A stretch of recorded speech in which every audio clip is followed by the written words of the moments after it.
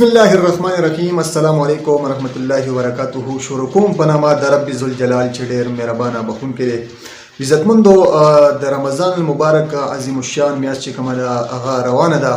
د دې پیله عشره چې کومه ده هغه اختتام ته رسېدلې ده او دویمه عشره د دې شروع شوې ده.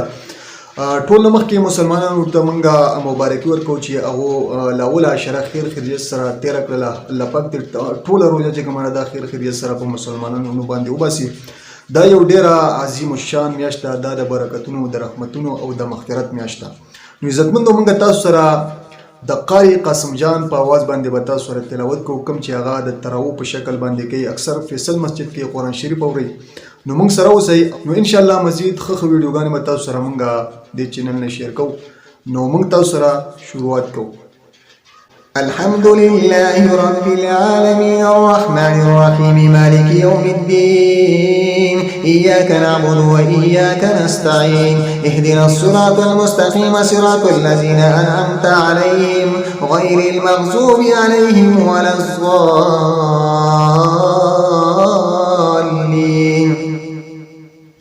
إذا وقعت الواقعة ليس لوقعتها كاذبة خافضة رافعة. إذا رجت الأرض رجا وبست الجبال بسا فكانت هباء منبسا. وكنتم أزواجا ثلاثة فأصحاب الميمنة ما أصحاب الميمنة وأصحاب المشأمة ما أصحاب المشأمة.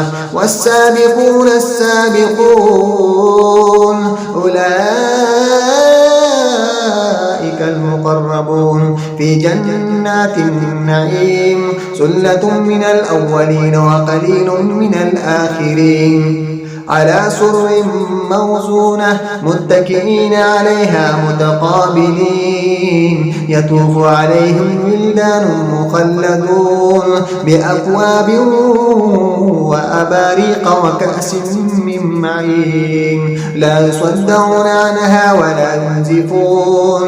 وفاكهة مما يتخيرون ولحم طير مما يشتهون. وحور عين كأمثال اللؤلؤ المكنون جزاء بما كانوا يعملون. لا يسمعون فيها لغوا ولا تأثيما إلا قيلا سلاما سلاما. وأصحاب اليمين ما أصحاب اليمين في سدر مخضود وطلح منزود وظل ممدود وماء مسكوب. وفاكهة كثيرة لا مقطوعة ولا ممنوعة. وفرش مرفوعة.